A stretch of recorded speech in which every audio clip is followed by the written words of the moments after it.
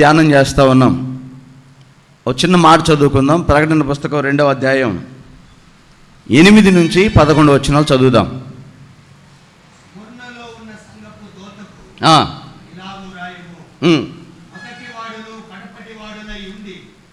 మొదటి వాడును కడపటి వాడనై ఉండి మరణమయ్యి మరలా బ్రతికిన వాడు చెప్పే సంగతులు ఏవనగా, నీ శ్రమ నీ దరిద్రత నాకు తెలుసు, అయినా నువ్వు ధనవంతుడవే, యూదులమని చెప్పుకొనుచు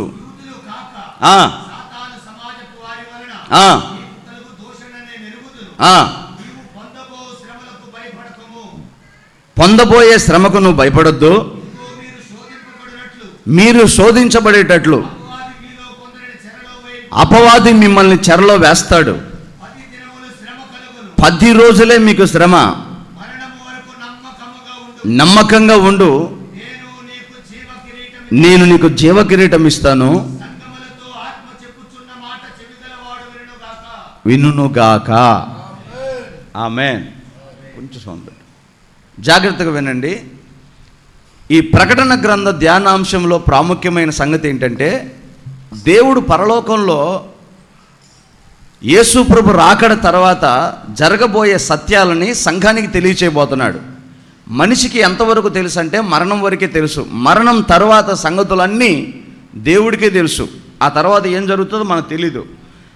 ఆ దేవుడే ముందుగా తెలుసుకోమని తన ప్రవక్తల ద్వారా తాను సంకల్పింపబోయే సంగతులన్నీ గ్రంథపు చుట్టలో రాసి పంపిన ఒక ప్రత్యక్షతే ప్రకటన గ్రంథం. ఆ గ్రంథంలో వివరం చెప్తున్నాడు. ఆయన ఎలా ఉన్నాడో, ఆయన ఏమై ఉన్నాడో, ప్రజల కొరకు ఏం చేయబోతున్నాడో, తన శక్తి, తన సామర్థ్యము, తన బలము దేవుడు చెప్పి, ఆ తర్వాత సంఘాలకు దేవుడు మాట్లాడుతున్నాడు. 7 మాటలు చెప్పాడు. 7 సంఘాలకి 7 మాటలు చెప్పాడు. ఈ 7 సంఘాల్లోనే ప్రపంచంలో ఉన్న సంఘాలన్నీ ఉంటాయి. మొదటిగా ఎఫెసీ సంఘాన్ని చెప్పాడు, నీ క్రియలన్నీ నేను చూశాను, నువ్వు బాగానే ఉన్నావు, కాకపోతే మొదట ఉన్నంత ఉజ్జీవం, మొదట ఉన్నంత భక్తి నువ్వు కోల్పోతున్నావు, కాబట్టి భక్తి విషయంలో మరలా సరి చేసుకోలేకపోతే దెబ్బతింటావు అని చెప్పాడు. 2వ సంఘం పేరు స్మరణ.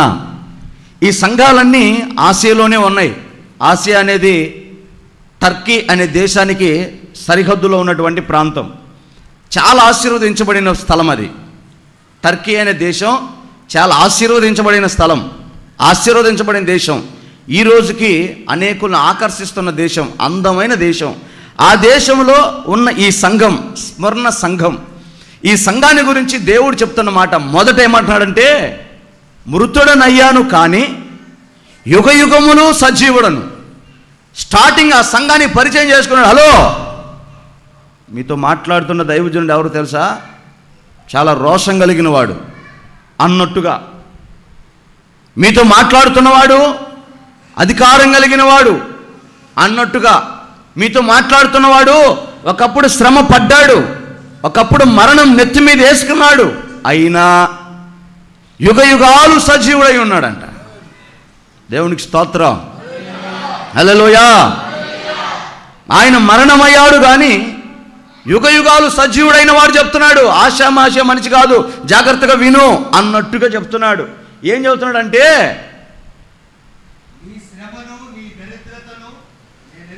చాలండి, నీ శ్రమ నీ దరిద్రత నేను ఎరుగు. ఈరోజు మనమే స్మరణ అనే సంఘంలో ఉన్నాము. మన సంఘమే స్మరణ అనే సంఘం. ఇక్కడ శ్రమ లేని వారు ఎవరైనా ఉంటే గట్టిగా హల్లెలూయా చెప్పండి. ఎందుకని? ఈ లోకంలో ప్రేసే ప్రతి అడుగు శ్రమతో కూడుకుందే. అధికారులతో పని చేయించుకోవాలంటే శ్రమ, కావాలనుకుంది సంపాదించుకోవాలంటే శ్రమ, మన హృదయ వాంఛ నెరవేర్చుకోవాలంటే శ్రమతో కూడిందే. ఆశీర్వాదం ఊరికే రాదు. ఈవెన్ దేవుడు మనకు ఆయన గుప్పిలిలో నుంచి మనల్ని పోషించడానికి ఆయన గుప్పిలి విప్పాలన్నా మోకాళ్ళ మీద నువ్వు పోరాడాలి, అది శ్రమతో కూడిందే. పండుకుంటే వచ్చేది కాదు, తిని శ్రమతో కూడింది ప్రతిదీ. అందుకే దేవుడు ఆ సంఘాన్ని గురించి అన్నాడు, నీ శ్రమ నేను ఎరుగుదును, నీ దరిద్రతను నేను ఎరుగుదును, అయినా నువ్వు ధనవంతుడవే.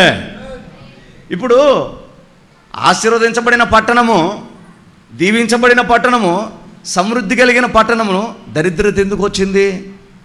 శ్రమ ఎందుకు వచ్చిందంటే యేసు ప్రభు నమ్ముకున్నారనుకో వాళ్ళకు ఉద్యోగాలు ఇవ్వట్లా, యేసు ప్రభు నమ్ముకున్నారనుకో వాళ్ళకి జీతాలు పెంచట్లా, యేసు ప్రభు నమ్ముకున్నారనుకో వాళ్ళకు అధికారం అంటగట్టట్లా.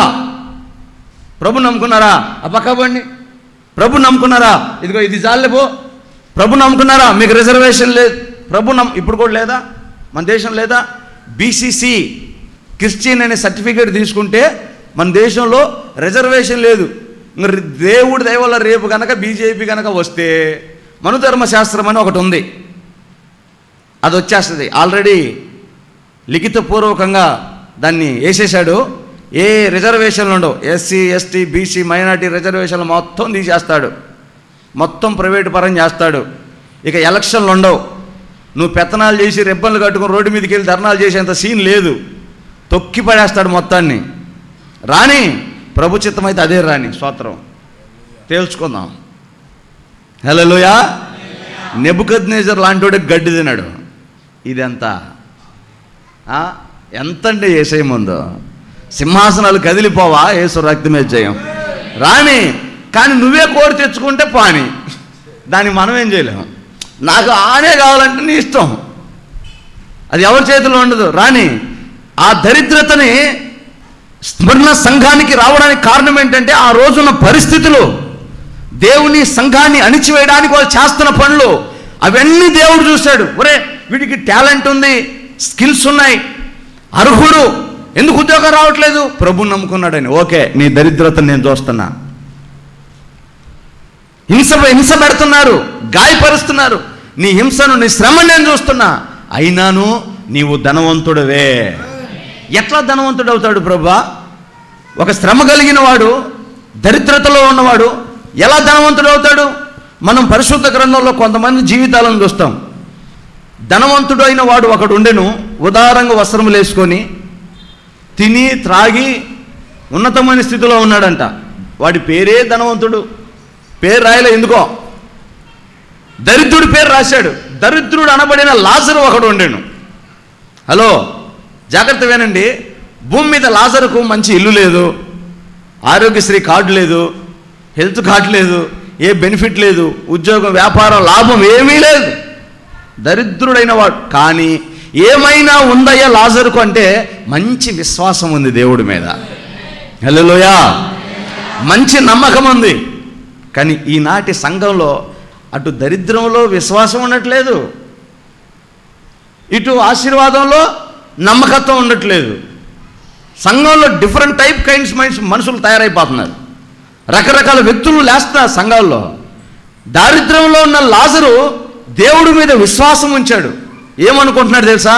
ప్రభువా, నాకెందుకు ఈ దరిద్రం వచ్చింది? సరే నీ చిత్తమైతే ఇలాగే కానీ. ప్రభువా, నాకెందుకు ఈ శ్రమ, నాకెందుకు ఈ రోగం? సరే నీ చిత్తమైతే ఇలాగే కానీ. బహుశా లాజరుతో కూడా దేవుడు మాట్లాడేడేమో. లాజరు, నీ శ్రమ నేను ఎరుగుదును, నీ దరిద్రత నేను ఎరుగుదును, అయినా నువ్వు ధనవంతుడివే, కక్కుర్తి పడమాక అన్నాడేమో. లాజరు, నీకు కూడా ఒక ఓటు ఉంది కదా, 10,000 ఇస్తారు, ఏ రాదా అంటారు, కక్కుర్తి పడమాక అన్నాడేమో. అందుకే లాజరు దేనికి ఆశించకుండా, దేనికి కక్కుర్తి పడకుండా, ప్రభువా నీ సన్నిధే నాకు మేలయ్యా, నువ్వే నాకు చాలయ్యా, ఈ శ్రమలేపాటి అయ్యా అనుకొని లాజరు ఆ స్థితిలోనే ఉన్నాడు. కానీ ప్రతి ఒక్కరికి ఒక టైం వస్తుంది. ఆ టైం వచ్చింది. దేవదూతలు 2 వచ్చారు. ఒకే రోజు ధనవంతుడైన వాడిని, ఒకే రోజు దరిద్రుడైన వాడిని ఇద్దరిని తీసుకొని వెళ్ళిపోయారు. చూసావా మరణం ఎంత గొప్పదో? డబ్బులున్నా ఆపలేకపోయింది, ధనమున్నా ఆపలేకపోయింది, ఉదారంగా వస్త్రాలు వేసుకొని బిల్డింగులో ఏసీ వేసుకొని కాలు జాపుకొని సెక్యూరిటీలో పండుకున్నోడిని ఆపలేకపోయింది. ఏమాత్రం సెక్యూరిటీ లేని చలికి వానకు ఎండకు తడిసి నాని ఎండిన లాజర్ను ఒకే రోజు తీసుకెళ్ళిపోయింది. మరణము తర్వాత సీన్ రివర్స్ అయిపోయింది. దరిద్రుడైన లాజరేమో సమృద్ధి అయిన స్థలంలో ఉన్నాడు. బహుశా ఆహారము, వస్త్రము, నీరు అన్నీ ఉన్నాయి లాజర్ దగ్గర. ధనవంతుడైన వాడి దగ్గర ఏమీ లేవు. భయంకరంగా మాడి మసైపోతున్నాడు. సరిగ్గా వారం క్రిందట ఏదో ఒక పురుగు అంటండి, ఇదిగో ఇక్కడొచ్చి వాలింది. ఏంటిది అది? పురుగు. 4 రోజులు నరకం చూసా. పాదులే నా వల్ల కాల.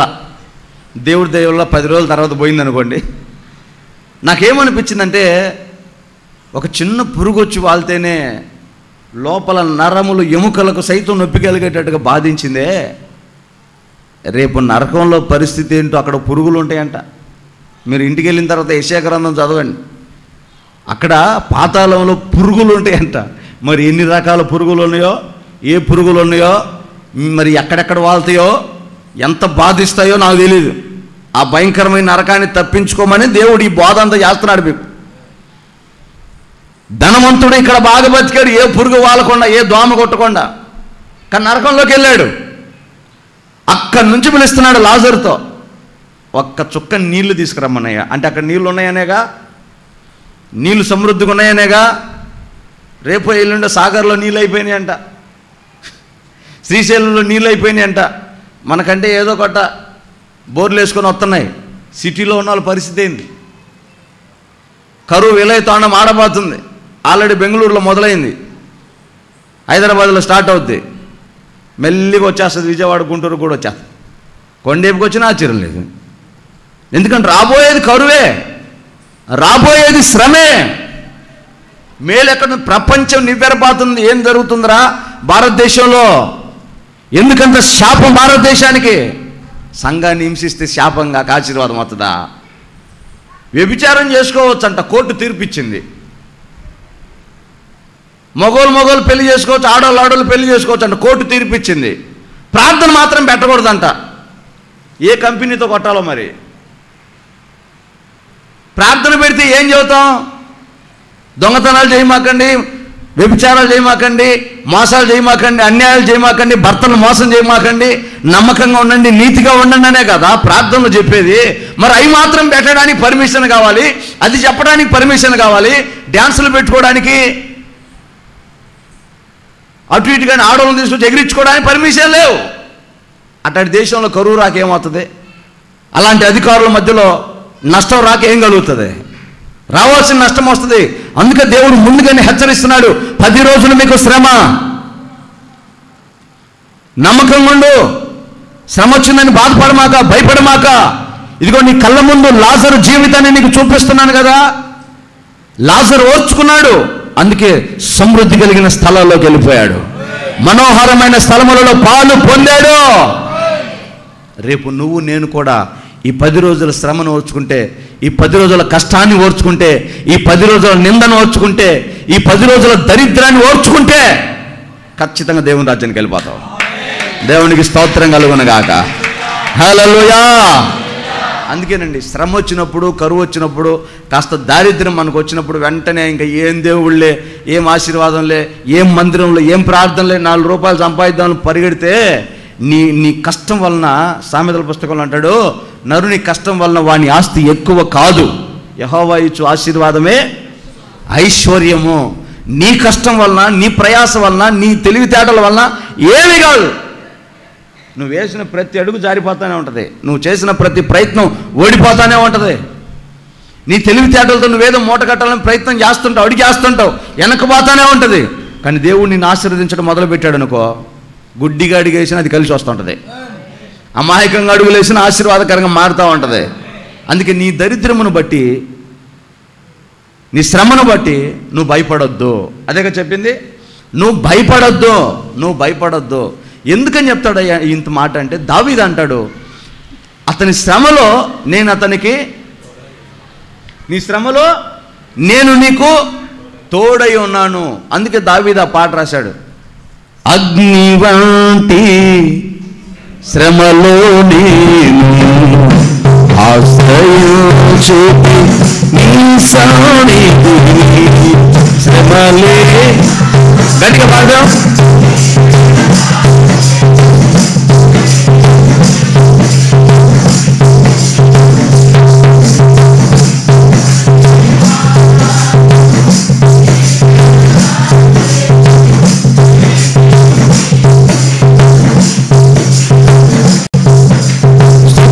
మహిమ ఘనత నీకే యేసయ్యా, స్తుతియు మహిమ ఘనత నీకే యేసయ్యా. అగ్ని లాంటి శ్రమలో కూడా నువ్వు నాకు దీవెనగా మారుస్తావయ్యా, నీకు స్తోత్రమయ్యా. ఎలా? దావీదు గొర్రెలు కాసుకున్నప్పుడంతా దేవుడు దావీదుకు తోడుగా ఉన్నాడో లేదో తెలియదు, కానీ ఎప్పుడైతే సింహం వచ్చి గొర్రెల మంద మీద పడిందో దేవుని తోడు దావీదుకు వచ్చింది.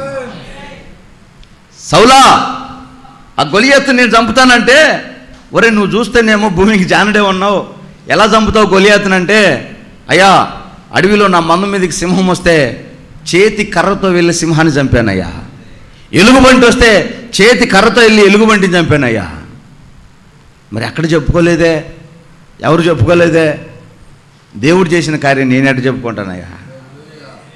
కొట్టకూడదా? హల్లెలూయా. దేవుడు చేసిన కార్యం నేను చేశానని ఎట్ట చెప్పుకుంటా? ఆ మధ్య నేను ఒక మీటింగ్కి వెళ్ళా, ఒక అద్భుతమైన వర్ణన, అది విన్నప్పుడు నాకు ఆశ్చర్యం అనిపించింది. దేవుడు ఒక మనిషిని గణపరచదలిస్తే ఎట్లా గణపరుస్తాడంటే, నీ శ్రమ ఆయనకు తెలుసు, ఇప్పుడు నీ హృదయంలో ఉన్న బాధ ప్రభువుకు తెలుసు. నేను నిన్ను పేరు పెట్టి, అన్నా ఇదిగో నువ్వు పలానా వ్యాధితో బాధపడుతున్నావు, పలానా సమస్యతో బాధపడుతుందా, దేవుడు నేను స్వస్థపడు చెప్పక్కర్లా, ఆయన ఆల్రెడీ చూస్తున్నాడు. ఆయన సన్నిధిలోకి వచ్చిన వారిని ఆయన కనుదృష్టి ఆయన సన్నిధిలో నిలిపాడంట. ఎవరు ఏ బాధతో వస్తారో, ఏ అక్కరతో వస్తారో ఆయన తెలుసంట. అధికారులు మొదలుకొని అన్నిటి వరకు స్వస్థపరిచే దేవుడు ఆయన. ఆమేన్. ఎలా కనపరచాలో, ఎప్పుడు కనపరచాలో ఆయనకు తెలుసు. దావీదు సింహాన్ని చంపి, ఎలుగుబంటిని చంపి గొలియాతును కొట్టాడు. కొడితే పండగ చేసుకున్నారు ఊరంతా. ఈ యుద్ధం చేసే వాళ్ళని ఇంటికి వెళ్ళారండి. ఏందండి దండోరు వేశారు, ఎవడైనా ఉంటే గొలియాతును చంపండి అని, మీరేంది ఇంటికి వచ్చారంటే అలా అన్నారంట. వాడు చూస్తే మామూలుగా ఉన్నాడా, 14 అడుగులు ఎత్తున్నాడు, మేము వాడి సంఖలోకి లేము, వాడి కత్తిని 10 మంది మోస్తున్నారు, ఈటెని 6గురు మోస్తున్నారు, మేమేం చేస్తాం వాడిని, మా వల్ల కాదు, మేము పోయామంటే ఊరక చచ్చిపోతామని. మరి ఇప్పుడు ఇంటికి వస్తే ఎవరు చంపారు? వాడెవడో ఒకడు వచ్చాడమ్మాయి, ఎవడో ఇంతున్నాడు, దెబ్బగా చంపేశాడమ్మా అంతలో మనిషిని. అవునా? అబ్బా అని చూడాల్సిందే. ఇక ఆడవాళ్ళందరూ మూట కట్టుకుందాం, మహిళా మండలి బ్యాచ్ అంతా, అమ్మాయి పద ఎక్కడికే, అది ఆ గొలియాతును చంపిన చూద్దాం పద, చూద్దాం పద. పోతా ఉన్నారు. రాజుగారు సౌలు గారు ఎదురొచ్చారు. రాజా సౌలా, వేల కొలది జయము జయము, వేల కొలది జయము జయము అని. బాగానే ఉంది. ఇంకొంచెం ముందుకెళ్ళగానే దావీదు కనపడ్డాడు. దావీదా నాయనా, 10,000 కొలది జయము, 10,000 కొలది జయమయ్యా. సౌలుకు మండింది. రాజు నేనా వాడా? నేను కదా. మీరు మరి నాకు 1000, దావీదుకి 10,000 చదువుతారా? శ్రమ స్టార్ట్ అయింది దావీదుకి. ఈ దావీదు అన్నాడమ్మా, ఎందుకమ్మా మీరు అంత పని చేశారు, అట్టాటి పాట ఆయనకే పాడొచ్చు కదా, నాకెందుకు పాడారమ్మా అంటే వాళ్ళు అంటారంట, అయ్యా ఈరోజు నువ్వే కనుక గొలియాతును చంపకపోయింటే మా మంగళసూత్రాలు దిగిపోయి మేము మండమపోలం అయ్యోళ్ళమయ్యా, మా మగోళ్ళు చేతగాకి ఇంటికి వచ్చి కూర్చుంటే నువ్వు వచ్చి యుద్ధం చేసి మమ్మల్ని గెలిపించినావు నాయన, నీకు 10,000 కొలది చేయమని నాయన, నువ్వు చల్లగొండాలయ్యా. చేసిన మేలును బట్టి, కలిగిన శ్రమలో నుంచి బయటకు వచ్చిన దానిని బట్టి కృతజ్ఞతాస్తుతిగా దావీదును దేవుడు హెచ్చించినట్లుగా దేవుడు అంటాడు, స్మరణ సంగమా, శ్రమ పొందుతున్న విశ్వాసి, దరిద్రములో ఉన్న విశ్వాసి, నీ దారిద్ర్యాన్ని బట్టి, నీ శ్రమను బట్టి బాధపడద్దు.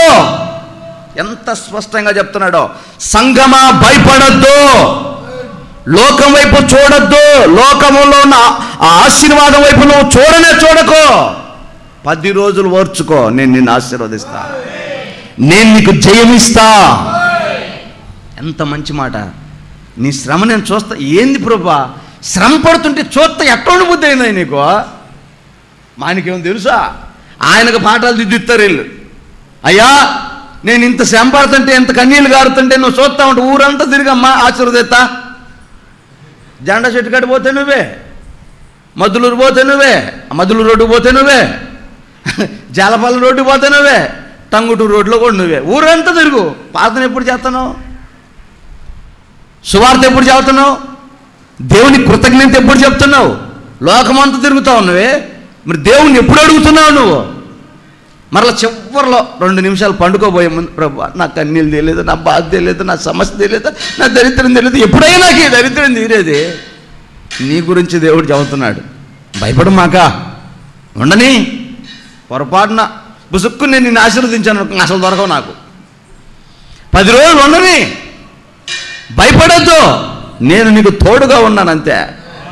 నీ శ్రమలో, నీ దరిద్రంలో నమ్మకంగా ఉండు. గట్టిగా చెప్పండి, నమ్మకంగా ఉండు. ఆ నమ్మకత్వం ఎలాగుంటుంది తెలుసా? వారికి దేవుడు చెప్పిన మాట ఏంటి తెలుసా? అక్కడ అంటాడు, ఒక్క నిమిషం నేను చెప్తా. అక్కడ అంటాడు, తాము యూదులు కాకయే యూదులమని చెప్పుకొనుచు మిమ్మల్ని నిందిస్తారంట. మీరు ఆ మాట నోటీస్ చేయండి. యూదుడు అంటే స్తుతించేవాడు, ఆరాధించేవాడు, భక్తుడు. దేవుడు చెప్తున్నాడు, వాడు భక్తి చేయడు, నమ్మకంగా ఉండడు, ప్రార్థన చేయడు, ఆరాధనకు రాడు. కానీ ఆరాధనకి వెళ్ళేవాడిని, ప్రార్థన చేసేవాడిని, భక్తి చేసేవాడిని మాత్రం నిందిస్తాడు. బో చేసిందిలయ్యా, బో చేసిందిలేమ్మా, బో వాడిందిలేమ్మా, బో చెప్పిందిలేమ్మా, బో పెట్టేవాళ్ళయ్యా. వాడు చేయడు, చేసేవాడిని నిందిస్తాడు.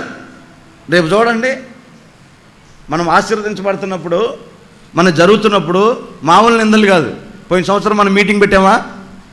మొదటి రోజు దేవుడు చాలా ఆశీర్వాదకరంగా కోటం జరిగించాడు, చాలా ఆశీర్వాదకరంగా.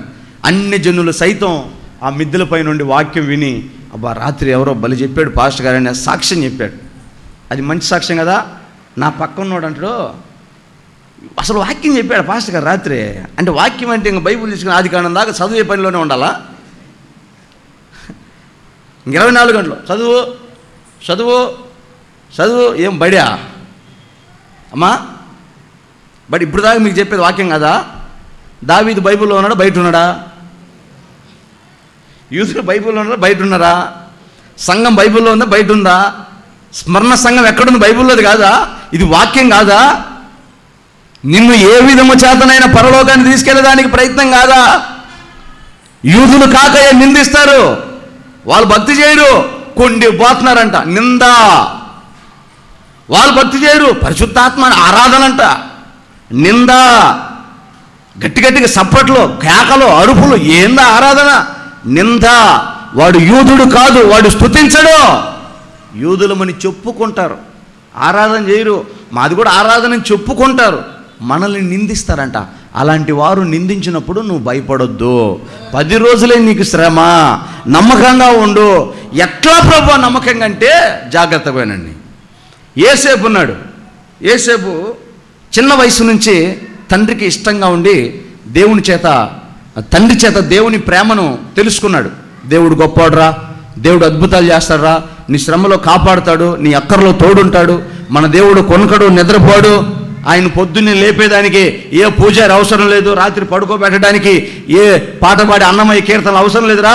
ఆయన 24 గంటలు కాపాడే పనిలోనే ఉంటాడు. ఆయన అలసిపోవడానికి, నిద్రపోవడానికి ఉండడురా అని దేవుని గురించి గొప్ప విషయాలు చెప్పాడు. ఇక యేసేపుకు భలే ఆనందం కలిగింది. అబ్బా, నా దేవుడు ఎంత గొప్పవాడా అని దేవుని గురించిన దైవ ధ్యానం ఎక్కువైంది. ఇక యేసేపు పడుకున్నాడు అనుకో, దేవుడు యేసేపుకు ఒక కళ. ఏంటి? 11 పనలు యేసేపు పనకి సాగిల పడుతున్నాయి. 11 నక్షత్రాలు యేసేపుకి సాగిల పడుతున్నాయి. సూర్య చంద్రులు సాగిల పడుతున్నారు. ఈ దర్శనాలు వస్తున్నాయి. పొద్దున్న లేవగానే వాళ్ళ నాన్న దగ్గరికి వెళ్తున్నాడు. నాన్న, రాత్రి కళ వచ్చింది. వాళ్ళ నాన్న అంటాడు, అరే మీ అన్నదమ్ములందరికంటే నిన్ను దేవుడు ఎక్కువగా హెచ్చించబోతున్నాడు రా. ఒక మాటలో చెప్పాలంటే నీ తండ్రిగా, నీ తల్లిగా మేము కూడా నీకు లోబడి ఉండమని దేవుడు చెప్తున్నాడు రా, చెప్పకనే చెబుతున్నాడు రా. అవునా నాన్న? ఎప్పుడు నాన్న నా అన్నలు నాకు లోబడేది? అంటే నాకు మంచి ఉద్యోగం వస్తుందా, నాకు మంచి అధికారం వస్తుందా, నేను ఉన్నతమైన స్థితిలోకి వెళ్తానా? మరి వెళ్తేనేగా నీకు దండం పెట్టేది, వెళ్తేనేగా నీకు సాగిలు పడేది. ఆహా, ఏ రోజుకైనా ఆ స్థితి రాకపోద్దా, నన్ను దేవుడు హెచ్చించబోతాడని ఎదురు చూస్తున్న తరుణంలో ఒకరోజు రానే వచ్చింది. ఏంటో తెలుసా? రేయ్, ఇదిగో ఈ క్యారేజ్ తీసుకెళ్ళి మీ అన్నకి ఇచ్చిరాపో. గొర్రెలు కాస్తున్నారు కానీ మందలని అరణ్యంలోని క్యారేజ్ తీసుకెళ్ళిపోని. క్యారేజ్ భుజాన్ని వేసుకొని పోతా ఉన్నాడు. దేవాని కృప నిరంతరం మారనిదెప్పుడు నా ప్రభువా నిత్య జీవము ప్రియ ప్రభువా దేవా. అన్నా వీడు ఏసేపులాగా ఉన్నాడే, ఎడికిందుకు వచ్చారా, రేయ్ పేకలన్నీ పక్కన పెట్టండి రా. ఎందుకన్నా వాడిని చూసి భయపడుతుందన్న. వాడు పోయి మళ్ళీ యాకోబు నాన్నతో చదువుతాడు రా, ఏమని పేకట ఆడుతున్నారండి, ఏమని కోడి పందాలు పోతున్నారండి, ఏమని ముందు తాగుతున్నారండి, ఏమని సినిమాలు చూస్తున్నారని, ఏమని బూతులు మాట్లాడుతున్నారని వాడు పోయి నాన్నతో చెప్తారు. లేని పోయి పక్కన పెట్టు వచ్చాడు. రానే వచ్చాడు, క్యారేజ్ ఇచ్చాడు. నానా మీ యోగక్షేమాలు చూసి రమ్మన్నాడు. ఈ లోపల అరే అసలు వీడితో రోజు మనకి ఇది ఒక బాధ అయిపోయింది. ఏందంటే వీడి సంగతి తేల్చి పడేద్దంతా. పట్టుకొని 4 దండం పట్టుకొని తుక్కురా కొట్టారు. పట్టుకొని సాగిల పడాల్సిన వాళ్ళు, దండం పెట్టాల్సిన వాళ్ళు, లోపడాల్సిన వాళ్ళు, దర్శనాలు చూపించిన వాళ్ళు ఏం చేశారు? యేసేపుని పట్టుకొని తుక్కు రేగొట్టారు. అప్పుడు యేసేపుకి అనిపించాలా, ఈ దొంగ దర్శనాలు, ఈ దొంగ కళ్ళని అన్నట్టు ఉన్నాను, అనవసరంగా ఇది జరిగింది, ఉత్తదే నాకు వచ్చిన కళ అబద్ధం, వాగ్దానం అబద్ధం, సింహాసనం అబద్ధం, ఇదంతా ఏది కత్తి అనుకోవాలి. కొట్టించుకున్నాడు స్తోత్రం చదువుతున్నాడు. సంపేసి ఆడు చొక్కా తీసేయి, మేకను కోసేయి, ఆ రక్తంలో చొక్కా తడిపి తండ్రికి ఏమని చెప్పాలి? నానా రక్తం చూసావా, ఈ వస్త్రం చూసావా, యేసేపుదే, నువ్వు క్యారేజ్ పంపించావా, వత్తా దారిలో పులి తినేసింది అని చెప్దాము అని ఆ చొక్కాని రక్తంతో దడిపేసి చొక్కా తీసేసి కొట్టి గుంతలేసి రాళ్ళేసి కొడుతున్నారు. ఈ లోపు ఒకడు బెన్యామీను అని ఒకడు, అన్నా చంపితే ఏమొస్తుంది, నరహత్య పాపం, ఆ దాన్ని పోయి ఐగుప్తుడికి అమ్ముకుందామన్నా 10 రూపాయలు డబ్బులన్నీ వస్తాయి. మంచి ఆలోచనే కదా. సూపర్. లేపారు, మళ్ళీ పైకి లేపారు, ఐగుప్తుడికి అమ్ముకున్నారు. ఇక ఐగుప్తుడు చేతులు కాళ్ళు కట్టేసి గుర్రం ఎక్కించుకొని తీసుకెళ్తాడు, ఆ దాసుని ఈడ్చుకొని తీసుకెళ్తాడు. అక్కడక్కడ మీకు ట్రాక్టర్లకు గేదెలు కట్టేసుకొని తీసుకెళ్తుంటారు. వాడేమో ట్రాక్టర్ మీద హాయిగా పోతూ ఉంటాడు. ట్రాక్టర్తో పాటు గేదె ఎప్పుడు నడవాలా, అది పరిగెడుతూ ఉంటుంది, నడుస్తూ ఉంటుంది. ఆ రకంగా ఈడ్చుకొని పోయాడు ఒంటలకు కట్టుకొని. అక్కడ తీసుకెళ్ళిన తర్వాత దాసుడు ఇల్లు తుడవాలా, బాత్రూమ్ కడగాల, పొలానికి వెళ్ళాలా, గడ్డి తేవాలా, గేదెలు చూసుకోవాలా, దాసత్వం. ఇక ఆ బానిసత్వంలో నుంచి విడిపించే నాదుడు యేసేపుకు లేడు. బాధపడి భయపడి ఈ శ్రమ 10 రోజులు కాదు, ఇంకా నా జీవితకాలం. అర్థమైందా గారు? అమ్మ అర్థమవుతుందా? ఈ శ్రమ, ఈ బానిసత్వంలో నుంచి నన్ను విడిపించేవాళ్ళు లేడు. నేను ఇప్పుడు పోయి జైల్లో ఉన్నాను అనుకో, ఈ 300 మందిలో ముగ్గురికైనా కనికరం కలుగుతుంది. మన పాస్టర్ గారిని ఎందుకో తీసుకెళ్ళి జైల్లో పెట్టారా, బెయిల్ ఇప్పిద్దాంరా, తీసుకొద్దాంరా అని ముగ్గురికైనా కనికరం వస్తుంది. మీరు ఎవరు పడుచుకోపోయినా నా అన్న వాడి ఆడన్న ఉంటాడుగా, మనోడు ఏదో జైల్లో ఉన్నట్టున్నా పట్టించుకుందామని ఒకడైనా వస్తాడు. కానీ దేశం తన ప్రజలు కాదు, తన చుట్టాలు లేరు, స్నేహితులు లేరు, బానిస బతుకుతున్నాడు. ఎవరు కాపాడాలి యేసేపుని? నిరీక్షణకు ఆధారం లేని బతుకులో యేసేపు అన్నాడు. మరి కళ దర్శనం నెరవేర్పు లేదు. 10 రోజులు లేరా, ఓర్చుకోరా, మారతలు లేరా, మారుమోసు బొంతలు లేరా చెప్పేవాళ్ళు లేడు యేసేపుకి. అన్న మా ఆయన నన్ను కొడుతున్నాడన్నా, మా ఆయన రూపాయి డబ్బులు ఇవ్వట్లేదన్నా, ఇంట్లో సరుకులు తేవట్లేదన్నా, ప్రార్థన చేసుకోమా, దేవుడు అద్భుతం చేస్తాడు కానీ అని చెప్పేవాళ్ళు లేడు యేసేపుకి. మారు మనసు లేని స్థితిలో యేసేపు ఉన్నాడు. అలాంటి దశలో యేసేపుకు ఒక మంచి బంపర్ ఆఫర్ వచ్చింది. ఏమొచ్చింది తెలుసా? ఏ ఇంట్లో యేసేపు పనిచేస్తున్నాడు ఆ ఇంటి యజమానురాలు యేసేపును కావాలని కోరుకుంది. యేసేపు నాతో కనుక నువ్వు ఉన్నావంటే బుల్లెట్ బండి కొనిస్తా, ఫ్లాట్ ఇప్పిస్తా, డూప్లెక్స్ కట్టిస్తా, నీకో మంచి సంసారం పెట్టిస్తా. ఆహా, దేవుడు ఈ రూపంలో దారి తెచ్చినట్టున్నాడు. స్తోత్రం, హల్లెలూయా అనుకోలా. మనమైతే అదే అనుకునేది. ఆయన అన్నాడు, అమ్మ 10 రోజుల శ్రమ కాదు, 10 ఏళ్ళ శ్రమ అయినా నేను పడతా, నా దేవుని ఎదుట మాత్రం పాపం చేయను, దేవుని ఎదుట తప్పు చెయ్యనంటే చేయను అన్నాడు. చెరసాల్లోకి వెళ్ళాడు. చెరసాల అధికారులు చెరసాల్లో ఉన్నప్పుడు వాళ్ళకి దర్శనం చెప్పాడు. నువ్వు అక్కడికి వెళ్ళినప్పుడు, ఫరో దగ్గరికి వెళ్ళినప్పుడు నన్ను జ్ఞాపకం చేసుకో, నేను ఏ నింద చేయలేదని చెప్పాడు. ఆడెళ్ళి మర్చిపోయాడు. అయినా దేవుడు యేసేపును గణపరచడానికి, నెరవేర్చడానికి ఆ ఫరోకు కల వచ్చేటట్టు చేశాడు. బలిసిన 7 ఎద్దుల్ని, బక్క చిక్కిన 7 ఎద్దులు తినేటట్లుగా చేశాడు. ఆ కళ ఎవరికి అర్థం కాల. చివరికి తిరిగి యేసేపు దగ్గరికి వచ్చాడు. అయ్యా చెరసాల్లో ఒకరిని చూశానయ్యా, అద్భుతంగా చెప్తాడు ఆ దర్శనాలు వివరం. అయితే వాణిని నా యుద్ధకు పిలవండి. నెరిసిన గడ్డం, పెరిగిన జుట్టు, చినిగిన వస్త్రం, మొత్తం బంధకాలు ఊడిపోయినాయి, సంఖ్యలు తెగిపోయినాయి, బానిస సంఖ్యలు బద్దలైపోయినాయి.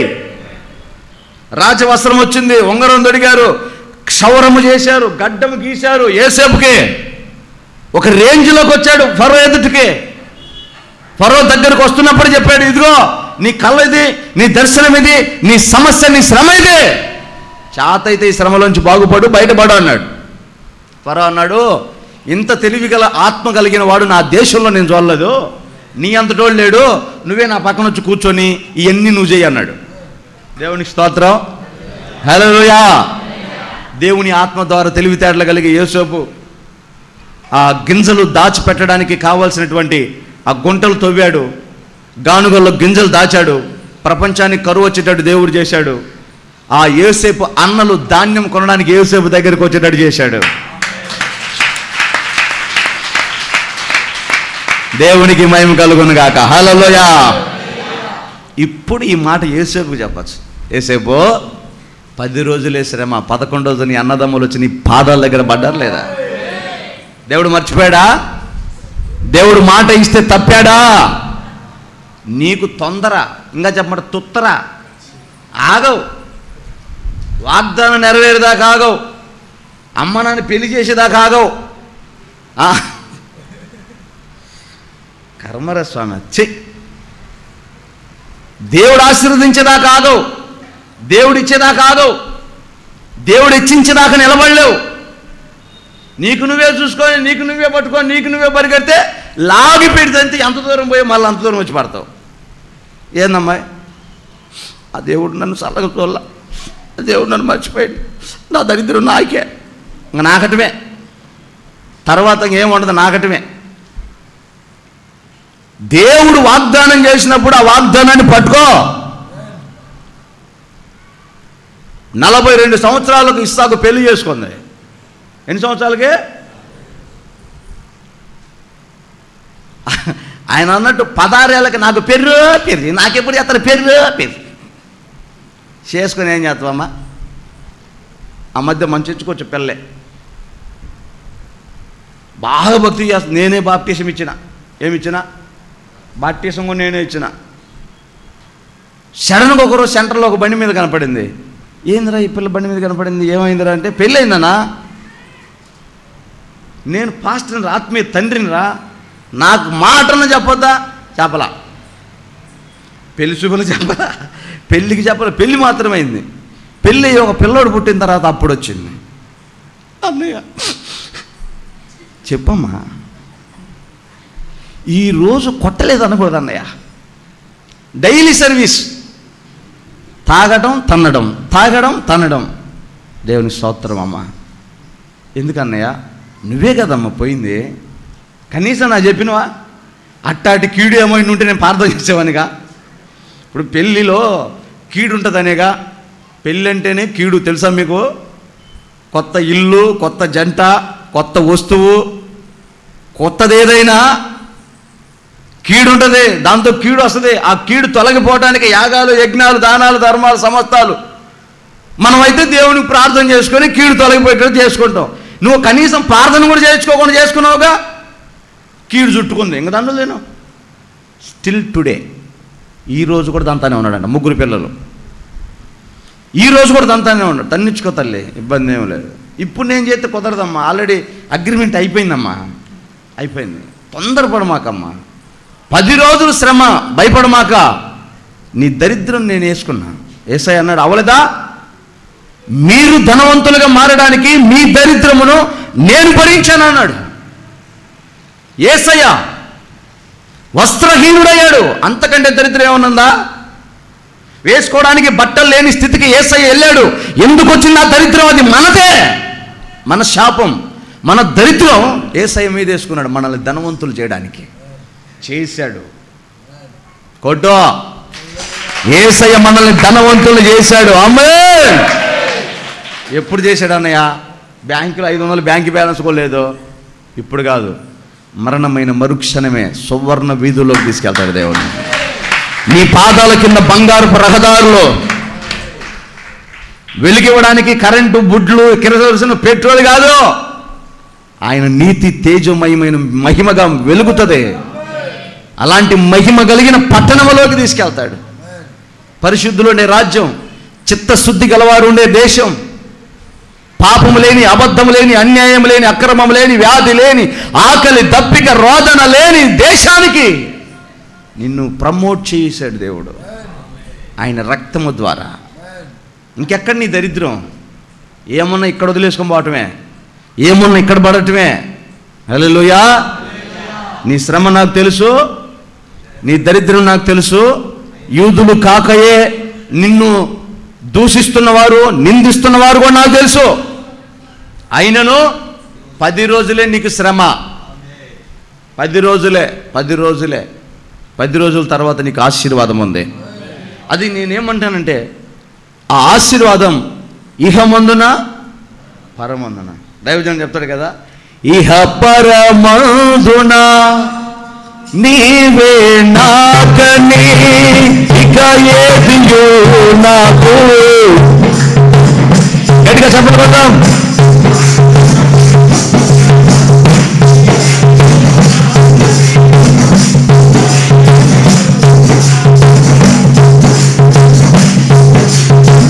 స్వాస్థ్యము నీవని. షడ్రక్, మెషక్, అబేద్నెగో బాగున్నారు, మంచి పొజిషన్లో ఉన్నారు. వారి భక్తిని చూసి నచ్చని కొంతమంది వారిని హింసించాలని అప్పుడప్పుడు మన కుటుంబాల్లో కూడా ఇలాంటివి జరుగుతూ ఉంటాయి. మనం కొంచెం క్షేమంగా ఉన్నామనుకో, జాగ్రత్తగా ఉన్నామనుకో, బాగా తాగి తాగి తాగి తాగి పాడైపోతున్న జీవితాలు ఉంటే, కొంచెం మారు మనసు పొంది భక్తి చేస్తున్నాం అనుకో, ఎప్పుడు లేని ప్రేమ వస్తుంది మరిదికి, ఎప్పుడు లేని ప్రేమ వస్తుంది అన్నకి, ఎప్పుడు లేని ప్రేమ వస్తుంది మామకి. అల్లుడో అందరూ ఈ మధ్య అసలు రావట్లేదు, నేను చర్చికి పోతాను మామ. పోయినావు కదా ఆడికే సొక్కేద్దాం రావాయి.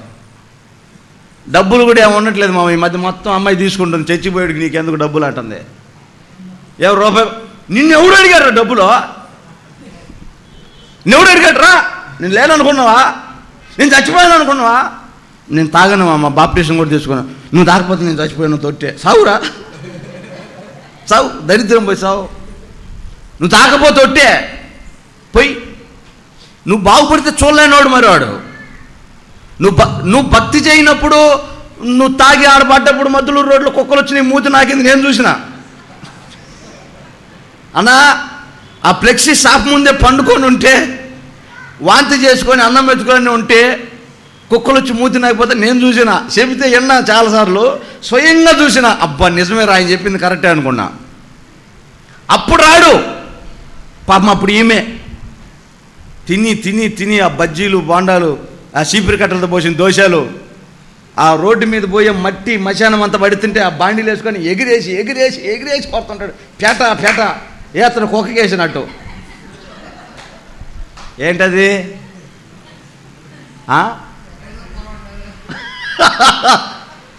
Fried rice. ఒకరోజు నేను ఆకలిగా ఉంది, నాకేం అన్నం తినబుద్ధి కావట్లా, జ్వరం వచ్చినట్టుగా నోరంతా చప్పచప్పుకుంటే, అరే ఫ్రైడ్ రైస్ తీసుకురాపోని తిన్నామని పిల్లల్ని పంపించా. తెస్తే ఫ్రైడ్ రైస్ కాదు అది, మట్టి ఎంత తిన కరకర అంటుంది పంటి కింద. ఎంత తింటాం? పో, ఎవడు తింటారా దీన్ని? మరి వాడెట్ట తింటున్నాడు? తాగిన మైకులను అర్థం కావట్లేదు వాడికి.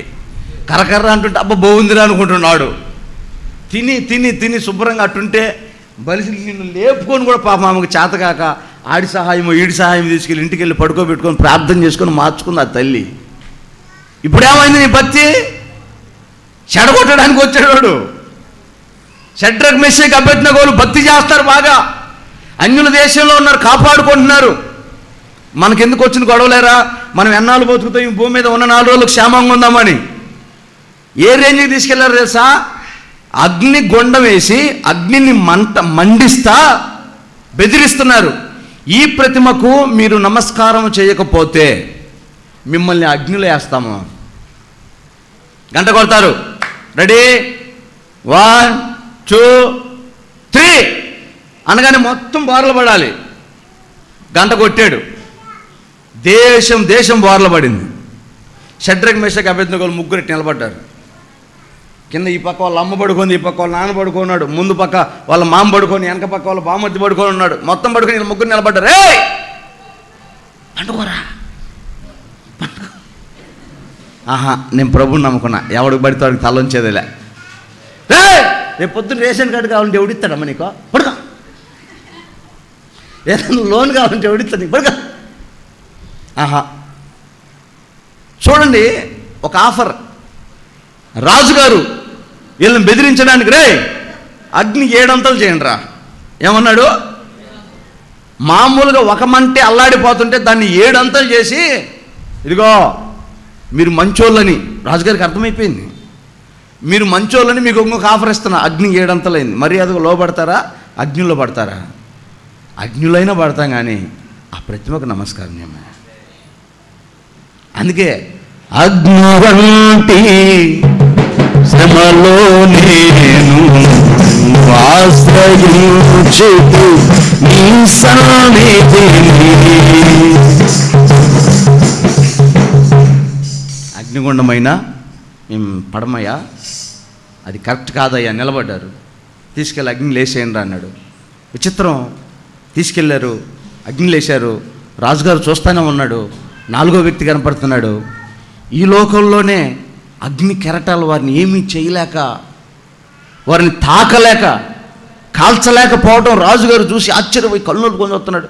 అరే ఎంతమందిని వేశారా? 3 వేసామయ్యా. ఎవడని జారిపడ్డా? లేదా అందరూ కరెక్ట్గానే ఉన్నామే. మరి 4 కనపడుతున్నారేంట్రా? నీకు కనపడుతున్నారా? మంత్రి గారికి కనపడట్లా. ఎందుకంటే కళ్ళు తెరిపేయాల్సింది ఎవరికి? దేవుడు రాజుకి. మంత్రికి కనపడట్లా. కనపడలేదండి, తంతాడేమో. అవునన్నా, 4 కనపడతాను నాకు కూడా. కొంతమంది ఉంటారు మామూలుగా ఉండదు, వాడికి దర్శనాలు వస్తున్నాయి రాకపోయినా ఆత్మ వస్తుంది, ఈ మధ్య పోతుంది. ఏంటిది? ప్రార్థన వస్తుంది. రాజుగారికి కనపడుతుంది, 4 కనపడుతున్నారు. బయటికి తీయండి. బయటికి తీశారు. బయటకు వస్తే 3. మరి 4వ వాడేడి? ఆ 4వ వాడే ఈ భూమి మీద నీకు కలిగిన శ్రమలోంచి నిన్ను విడిపించేవాడు. దేవునికి స్తోత్రం కాడు, దేవునికి మహిమ కలుగును గాక. హల్లెలూయా. ఫరో భార్యలు బలవంత పెట్టారని, హేరోదు భార్యలు తొందర పెట్టారని, ఈ లోక అధికారం నిన్ను బలవంత పెట్టిందని, లోకం నిన్ను ఆకర్షించిందని, ఈ లోక సౌందర్యం వ్యర్థమైనది, మోసకరమైనది నిన్ను ఆకర్షించిందని నువ్వు లోబడితే, ఆ శ్రమలో నువ్వు బెండ్ అయిపోతే, నువ్వు టెంప్ట్ అయిపోతే, కిరీటం ఏది? మహిమేది? నువ్వు పరలోకం ఎలా ప్రమోట్ అవుతావు? దేవుడి ఆశీర్వాదాన్ని ఎలా పొందుకుంటావు? నిలబడాలి 10 రోజుల శ్రమలో. నువ్వు నిలబడ్డావు గనుక, శ్రమలో ఉన్నావు గనుక, అగ్ని వంటి శ్రమలు భరించావు గనుక, రాజుగారు ఆ అగ్నిలో నుంచి లేపి పడ్డోళ్ళ మొత్తాన్ని లేయండ్రా, సిగ్గులేని మొక్కల లేండి. షడ్రగ్ మేషక్ అబేద్నెగోల దేవుడే దేవుడు తప్ప వేరొక దేవుడు లేడు. హల్లెలూయా, హల్లెలూయా. ఎవడైనా ఒక రోషంగా నిలబడితేగా, అందరూ బెండ్ అయిపోతే, అందరూ భయపడిపోతే, అందరు జారిపోతే, అందరూ మనకెందుకులే అంటే ఏమంటే పాలు ఆడొస్తాయి. అయ్యగారు మీటింగ్లో పెడుతున్నాం, ముందుకు రావాలి అందరూ. ఆ ముందులో చూసుకుంటారులే. రాజుగారు మా దేశంలో ఎంత నమ్మకస్తులు ఉన్నారు తెలుసా అంటే, నీ నమ్మకత్వం ఏంది నాకు తెలుసులే అన్నాడు. ఏంటి ఎవరు లేడు నీకు నమ్మకస్తు నువ్వు అనుకుంటున్నావట? లేదు, మా వాళ్ళంతా నమ్మకస్తులే. కావాలంటే చూడమని పెద్ద రాతి బారిని ఒకటి తీసుకొచ్చి ఊరి బొడ్రాయి దగ్గర పెట్టాడంట. ఇదిగో ఇంటికి ఒక చెంబు పాలు పోయండి, తెల్లవారేసరికి బాగా నిండిపోవాలా. ఎవడు కూడా అనుకున్నంట, మనం ఒక్క చెంబు నీళ్ళు పోతే అది తెలిసిద్దా?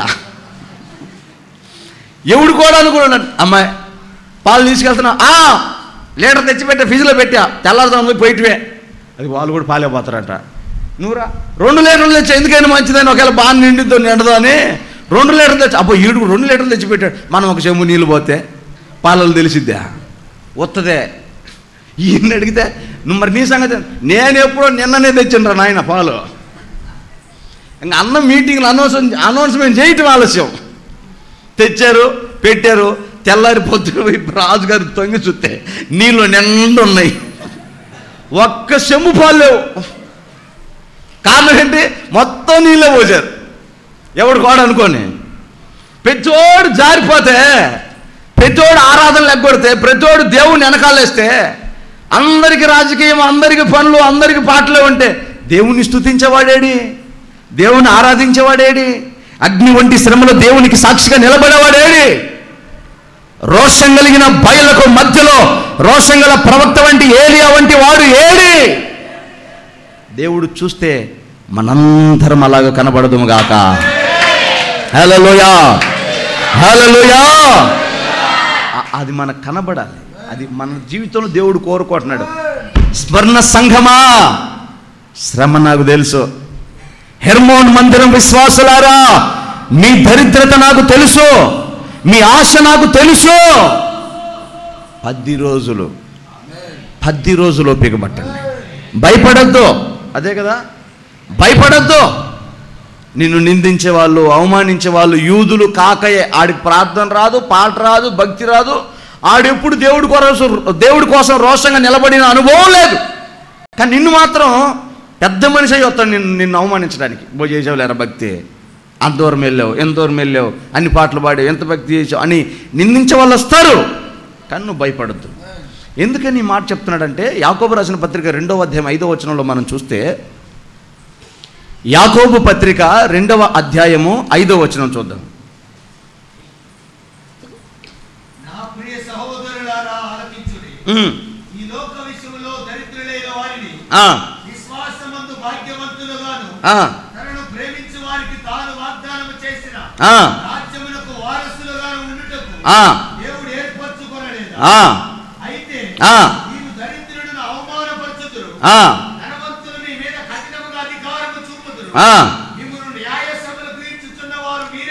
చాలండి. మరలా ఒకసారి మొదటి మాట చదవన్నా. నా ప్రియ సహోదరులారా,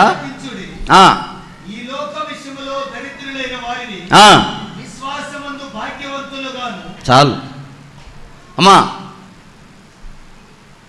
మీరేం బైబిల్ చదవక్కర్లేదు, నా మాట ఆలకించండి.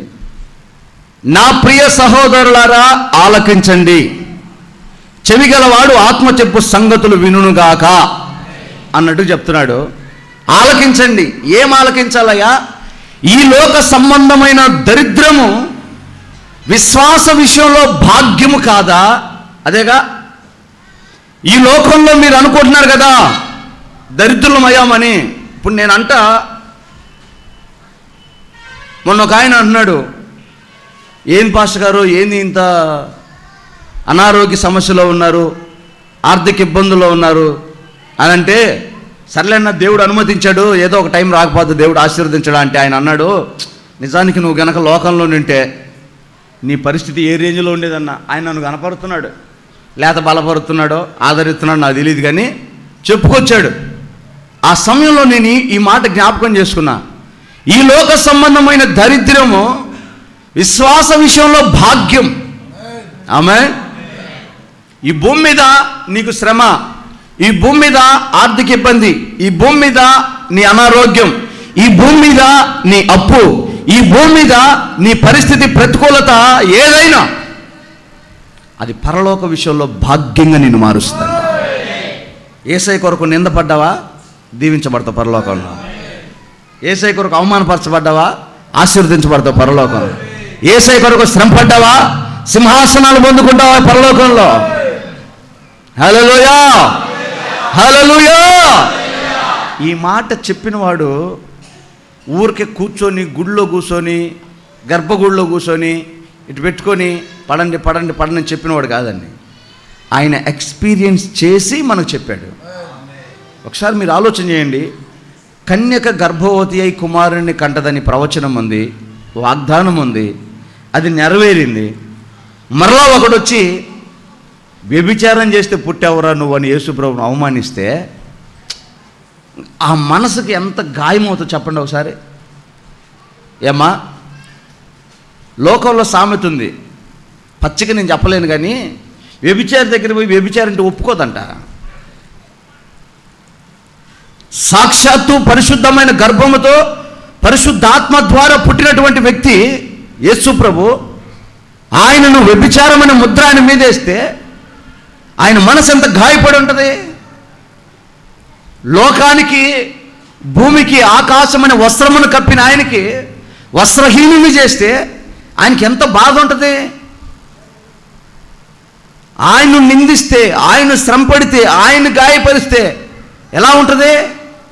బహుశా శ్రమలలో పరిపూర్ణుడు కనుక ఆయన కిరీటమును పొందుకున్నాడు యేసురక్తం. హల్లెలూయా. మీకు అర్థమైందా? ఎన్ని రకాల శ్రమలు పడాలో అన్ని రకాల శ్రమలు పడ్డాడు. అందుకే ఆయన కిరీటమును పొందుకున్నాడు, జయించాడు. షడ్రక్ మెషక్ అబేద్నెగోలు అగ్నికి భయపడలా, అందుకే అగ్నిని జయించారు. దానియేలు సింహాలకు భయపడలా, అందుకే సింహాలు జయించాడు. పౌలు గారు ఉన్నారు, అపోస్తలుడైన పౌలు, ప్రతి స్థలమందున విజయోత్సవాలతో ఊరేగించుచున్నాడు నా ప్రభు నన్ను. ఎక్కడ పోయిన బెత్తం దెబ్బలు, ఎక్కడ పోయిన గాయాలు, ఎక్కడ పోయిన పచ్చి పుండ్లు, ఎక్కడ పోయిన నింద, ఎక్కడ పోయిన అవమానం, ఎక్కడ పోయిన చెరసాలు, కొట్టడం, అరెస్ట్ చేయడం, జైల్లో వేయటం, దానికి ప్రతిగా మంచి పోరాటం పోరాడి తిని నా కొరకు నీతి కిరీటం ఉంచబడిందండి. కిరీటాలు ఊరికే రావు, సింహాసనాలు ఊరికే రావు. యుద్ధం చేయాలి, గెలవాలి. ఆమేన్. అందుకే స్మరణ సంఘంతో అంటాడు, నమ్మకంగా ఉండు. పేదరికమా? నమ్మకంగా ఉండు. 10 రూపాయలు సంపాదిస్తున్నావా? నమ్మకంగా ఉండు. నమ్మకమే నాకు కావాల్సిన ఇన్వెస్ట్మెంట్. డబ్బు కాదు, బంగారం కాదు, నమ్మకం. నమ్మకస్తులైన వారిని సంఘంలో కనిపెడుతున్నాడంట ఆయన. వారికి ఆయన అధికారం ఇవ్వబోతున్నాడు, సింహాసనాలు ఇవ్వబోతున్నాడు. ఆమేన్. హల్లెలూయా. కాబట్టి ఆ నమ్మకత్వం మన జీవితంలో ఉందో లేదో పరీక్షించుకోవాలి. శ్రమకి, దరిద్రానికి భయపడి ఓడిపోయి దేవుని వదిలేస్తున్నామా, పట్టుకున్నామా, ఒకసారి పరీక్షించుకోండి. ఎందుకంటే కడవరి కాలంలో ఆయన ముందుగానే చెప్పాడు, మరణమయ్యాను కానీ యుగ యుగములు సజీవుడను. కాబట్టి నాకు తెలుసు మరణం ఏంటో తెలుసు, జీవం ఏంటో తెలుసు. కాబట్టి మీరు జాగ్రత్త. లాజరు చచ్చిపోయాడు, సమాధిలో కుళ్ళిపోయాడు. కుళ్ళిన శవాన్ని పిలిచినవాడు, లాజరు బయటికి రా, బతికింపజేశాడు. నాకు ఆ కెపాసిటీ ఉంది, అందుకని మీకు చెప్తున్నా. ఇవ్వగలడు. తండ్రి దగ్గర 100 రూపాయలు ఉండవా? ఆ మధ్య మీకు చెప్పానే, రాత్రి పిల్లోడు సాయంకాలం స్కూల్ నుంచి ఇంటికి వచ్చాడండి. వాళ్ళ నాన్న అడుగుతాడు, నానా 100 రూపాయలు, నానా 100 రూపాయలు. ఎందుకురా? రేపు పొద్దునే మా వాళ్ళంతా పిక్నిక్ పోతున్నారు, మా మేడం 100 రూపాయలు తెమ్మంది. పొద్దున్న ఇస్తాలు పడుకో, ఆహా నాకు ఇప్పుడే కావాలి. పొద్దున్న ఇస్తాలు పడుకోరా, ఆహా నాకు ఇప్పుడే కావాలి. మమ్మీ 100 రూపాయలు ఇప్పి, మమ్మీ 100 రూపాయలు ఇప్పి. పొద్దున్న ఇస్తానన్నాడు కదా, పడుకో, ఆహా ఆడ అన్నం తిండు, స్నానం చేయడు, పండుకోడు, గోల గోల చేస్తుంటాడు. వాడి బాధ పడలేక ఒక 100 రూపాయలు ఇస్తే వాడు జోబులో పెట్టుకొని ఆనందంగా పడుకుంటాడు. ఇక వాడు కలంతదే. పొద్దున్న లేచి బస్సు ఎక్కి పిక్నిక్ పోయి ఫోటోలు దిగినట్టే. పొద్దున్నే లేచి ప్యాంట్ నిక్కర తీస్తే 100 రూపాయలు 2 ముక్కలు అయి ఉంటుంది. ఏమై ఉంటుంది? రాత్రి డ్యామ్ గేట్లు ఎత్తేసి ఉంటాడు. మీకు అర్థం కాలేదా? నిక్కరంతా తడుపుకొని ఉంటాడు నిద్రలో. 1కి 2కి 3కి 4 సార్లు తడిపి ఉంటాడు. నానిపోయి సినిగిపోయి ఉంటుంది. ఇప్పుడు పొద్దున్న 100 రూపాయలు వేస్తాడు, మా అమ్మే సినిగిపోయిందే. అందుకు కాదంటరా పొద్దున ఇస్తానంది మీ నాన్న. వింటావా? ఎప్పుడు ఇవ్వాలో, ఎంత ఇవ్వాలో, ఏమి ఇవ్వాలో ఆయన తెలుసు. నువ్వు తొందరపడమాక. స్మరణ సంఘంతో చెప్తున్నాడు, మరణం తెలుసు, జీవం తెలుసు, యుగ యుగాలు సజీవుడును. శ్రమ తెలుసు, నింద తెలుసు, అవమానం తెలుసు. సంగమా, నీ శ్రమ నేను ఎరుగుదును, నీ దరిద్రం నేను ఎరుగుదును, నీ నింద కూడా నేను ఎరుగుదును. కానీ ఆ శ్రమలో నువ్వు పడిపోవద్దు, ఆ శ్రమలో నువ్వు టెంప్ట్ అవ్వద్దు. లోకాన్ని చూసి, ఆశ పెట్టినోటిని చూసి నువ్వు ఓడిపోవద్దు. నిలబడు, నీకు జీవ కిరీటం ఇస్తా. అంటే కంటిన్యూషన్ చేయమాట. యూదులు కాకయే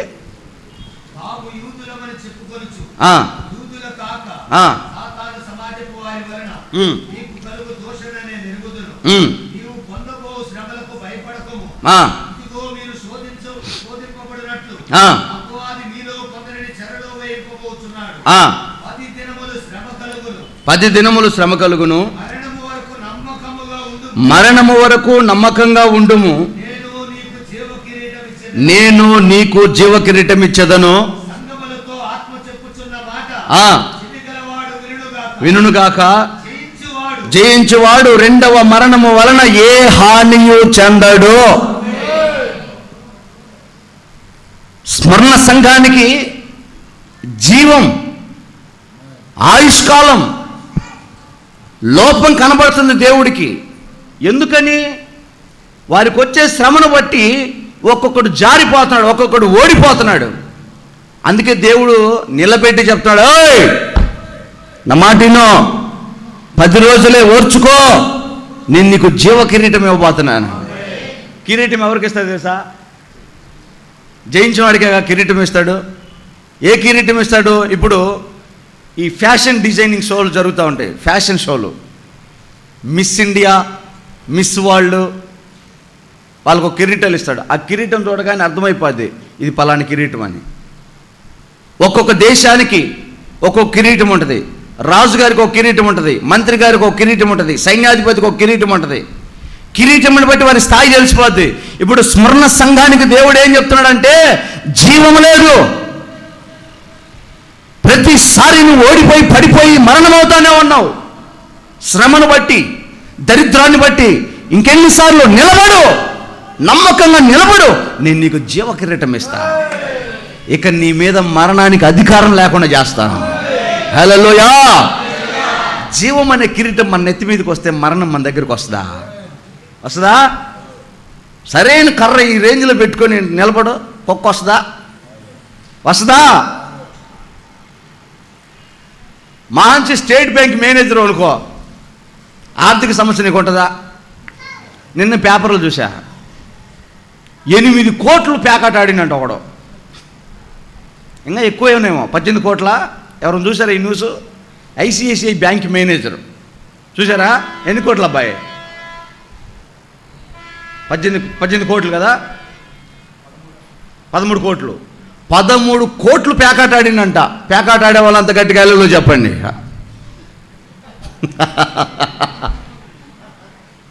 నాకేమని 13 కోట్లు ఎక్కడిరా అంటే, వస్తే బ్యాంకులో అకౌంట్లో డబ్బులు ఎవడైనా ఉన్నాయనుకో, సార్ నాకు లోన్ కావాలి సార్, ఎంత కావాలా? 50 లక్షల లోను. Okay sanction. వాడికి 30 లక్షలు శాంక్షన్ చేసి 20 లక్షలు ఇంటి ప్యాకెట్ ఆడే. బుజ్జిబాబు నాకు బాగా ఉంటుంది ఈ ఎక్స్పీరియన్స్. ఇంటికి లోన్ ఇచ్చి బ్యాంక్ మేనేజర్ సగం డబ్బులు వాడుకున్నాడు. బ్యాంక్ మేనేజర్కి డబ్బులు కొత్త ఏముందని మీకు అర్థమవుతుందని నేను చెప్పేది. బ్యాంకులో ఉన్న డబ్బులు కొత్త ఏముంటుంది? ఎవరైనా వాడుకోవచ్చు. వాడు మంచి వాడుకుంటే బాగుండు, ప్యాకెట్ ఆడిండంట. నేనంట, నువ్వు నమ్మకంగా ఉండు, నేను నీకు జీవ కిరీటం ఇస్తా. జీవం నీ నెత్తి మీద ఉంటే మరణం ఎందుకు వస్తుంది నీకు? మరణాన్ని జయించడానికి, రెండవ మరణం మీద నీకు అధికారము తొలగించడానికి ఆయన నీకు జీవ కిరీటం ఇవ్వబోతున్నాడు. దానికి దేవుడు నీ నుంచి కోరుకునేది సంగమా, నమ్మకం. ఆమేన్. నీకు ఇచ్చిన పరిచర్యలు నమ్మకంగా ఉండు, నీకు ఇచ్చిన ఆస్తి ఆశీర్వాదాలు నమ్మకంగా ఉండు, ఉద్యోగుల్లో నమ్మకంగా ఉండు, పనులు నమ్మకంగా ఉండు. ఇక నేను విస్తరించుకుంటూ పోతే చాలా ఉంటాయి.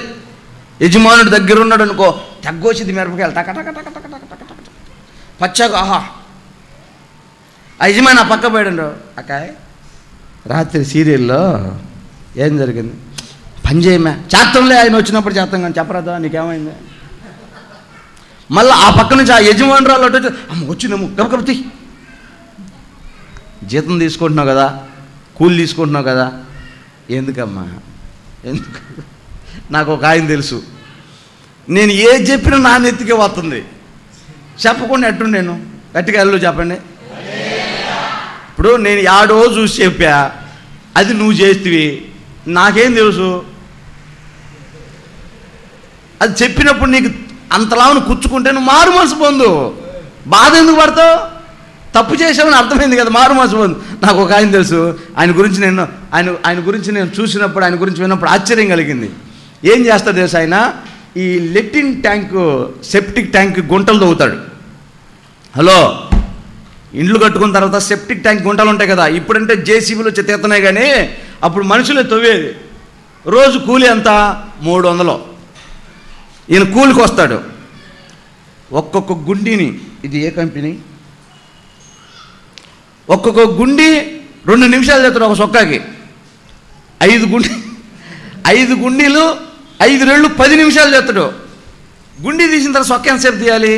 ఈ చేతిలోంచి తీయటం జాగ్రత్తగా తీస్తాడు. జాగ్రత్తగా తీసి మెల్లిగా మడతేసి 15 నిమిషాలు సొక్క, 15 నిమిషాలు ప్యాంటు. పాపం జాగ్రత్త పరుడేమో, సాయంత్రం 5 అయిందంటే నిమిషంలో సొక్క ప్యాంట్ వేసుకుంటాడు. జాగ్రత్త పెట్టి గడ్డపారతో పొడుస్తుంటే భూమాత గడగల్లాడిపోతాడు. ఊరు పొడుతువేమోరా, ఇంతెత్తాడు అంతేస్తాడు. తొందరగా తెమ్మల్చాడు పని. ఏందిరా, నాదేముంది, కూలిచ్చేదాడు కదా. నమ్మకంగా పనిచేయరా నాయన. ఆ మధ్య పాత చర్చిలో బండ పగిలిపోయింది. నేను ఫుల్ ఫిట్ వేసుకొని కూర్చునేది ఆడే. రోజు ఆ బండ పగిలి దాని కింద నుంచి చీమలు రాను, ఈ నలికీసులు పోను, ఈ బాధ అంతా ఎందుకు. మన మేస్త్రికి చెప్పా, అన్నా నువ్వు పని చేపిస్తావు కదా, ఎవరన్నా కూలని పంపించు, పగిలిన బండకు మాలేసిపోతాడని. అన్న ఒకరిని పంపించమంటే 2 పంపించాడు. మంచి పనోడండి. పొద్దున్న 9 గంటలకు వచ్చాడు. 4 బండలు 2 అడుగులు సాయంత్రం 5 దాకా చేశాడు. నాకేం పని ఉంది, ఇంత సంఘం లేదు, ఇంత లేదు, వ్యవహారం లేదు, బయట కోటాలు లేవు. ఎంతసేపు ఈరోజు పని చేస్తున్నారు కదా, కుర్చీ వేసుకుని కూర్చొని ఉన్నా. నేను చూస్తానే ఉన్నా. బండ తీస్తున్నాడు, బండి వేస్తున్నాడు, మట్టి తీస్తున్నాడు, మట్టి పోతున్నాడు. ఖాళీగా మాత్రం లేడు. 4 బండ్లే సాయంత్రం దాకా. ఏందిరా, ఈ పని చేసింది కదా, ఇంతకీ పని చేసింది కదా, ఇంతసేపు చేయాలా? నేనేం చెప్పేది సానా, ఒకరిని పంపినా, ఎలాగో నేను ఖాళీగా ఉన్నా, మోస ఖాళీగా ఉన్నాడు, మేము ఆయనకు సాయం చేస్తాము, 1 గంటలో అయిపోయింది, నీ పని నువ్వు చేసుకుంటావు, నీకెందుకన్నా అంటే ఆయన 2 పంపిస్తే ఆ 2 మంచి పని వాళ్ళు వచ్చారు. సాయంత్రం దాకా 4 బండ్లు వేశారు. ఏమి నమ్మకస్తులమ్మా. నీ యజమాని దగ్గర నువ్వు నమ్మకం లేకపోతే, నీ యజమాని బాగుపడితేగా నువ్వు బాగుపడతావు. నీ ఉద్యోగంలో నువ్వు నమ్మకత్వం లేకపోతే, నీ వ్యాపారంలో నీ నమ్మకత్వం లేకపోతే, నీ సంఘంలో నువ్వు నమ్మకత్వం లేకపోతే, నిన్ను నియమించిన పరిచర్యలో నువ్వు నమ్మకస్తుడిగా ఉండకపోతే, వాళ్ళే ఉంటారు, వాళ్ళే చూసుకుంటారు, వాళ్ళే చేసుకుంటారంటే జీవం ఎలా వస్తుంది నీకు? కిరీటం ఎలా వస్తుంది? జై జీవితం ఎలాగొస్తుంది? సంఘముతో ఆత్మ చెప్పు సంగతులు చెవిగలవాడు గ్రహించుదురుగాక. నమ్మకంగా భక్తి చేయి, నమ్మకంగా నిలబడు దేవునిలో. బాప్తిసం తీసుకున్నావా? తీసుకోమాక. అటు ఇటు ఎందుకు? కొంచెం అటు కొంచెం ఇటు. శ్రమ వస్తే అట, ఆశీర్వాదం వస్తే ఇట. 2 ఎందుకు? 2 పడవల మీద కాలు ఎందుకు? నమ్మకంగా బతుకుదాం, నమ్మకంగా ఉందాం. యోబు లాంటి విశ్వాసం. మీకు ఎస్తేరు తెలుసా? ఎస్తేరు గ్రంథంలో 6 నెలలు రాజు ఎదుటికి ఎస్తేరును తీసుకెళ్ళడానికి కన్యకలందరినీ సిద్ధపరిచే కాలం. స్మరణ అంటే అర్థం ఏంటంటే బోలము. ఎఫెసీ సంఘము, స్మరణ సంఘము, పెర్గమ సంఘము, లవోదికే సంఘము, ఇలాగ ఫిలదెల్ఫియా సంఘం, 7 సంఘాల గురించి మాట్లాడారు కదా. ఈరోజు స్మరణ సంఘాన్ని గురించి మాట్లాడుతున్నాం. స్మరణ అంటే అర్థం ఏంటంటే బోలము. బోలము అంటే చేదు, బోలము అంటే శ్రమ, బోలము అంటే బాధ, బోలము అంటే సమస్య. ఆ సంఘానికి శ్రమ ఉంది, ఆ సంఘానికి చేదైన అనుభవాలు ఉన్నాయి. ఈ చేదు ఆశీర్వాదం అంట. ఎలా ఆశీర్వాదం? మొదట 3 నెలలు ఎస్తేరును సిద్ధపరిచే సుగంధ ద్రవ్యాలలో ఈ బోలమును కలుపుతాడంట. బోలమును కలిపి ఆ బోలము ద్వారా ఎస్తేరుని సిద్ధపరిస్తే, ఆ ఎస్తేరు రాజు దగ్గరికి వస్తే రాజదండం ఎస్తేరు వైపు చూపి ఎస్తేరును ఎన్నుకున్నాడంట రాజు. సంఘానికి శ్రమ అవసరమే. ఆమె హల్లెలూయా, హల్లెలూయా. ఎందుకయ్యా శ్రమ అంటే, శ్రమలో నేను అతనికి తోడై ఉంటాను. అగ్నిగుండంలోకి వెళ్ళబట్టేగా షడ్రక్ మేషక్ అబేద్నెగోల పక్కన యేసయ్య నిలబడ్డాడు. అదే బయట పండుకొని ఉంటే సింహాల బోన్లోకి వెళ్ళబట్టేగా దానియేలుతో పాటు దేవుడున్నాడు. వెళ్ళబట్టే కదా, శ్రమలో ఉంటే కదా దేవుడు నీకు తోడుండేది. శ్రమే వద్దనుకుంటే ఎట్లా? యేసు ప్రభు 40 సంవత్సరాలు అరణ్యములో ఇశ్రాయేలీని ఎందుకు నడిపించాడు?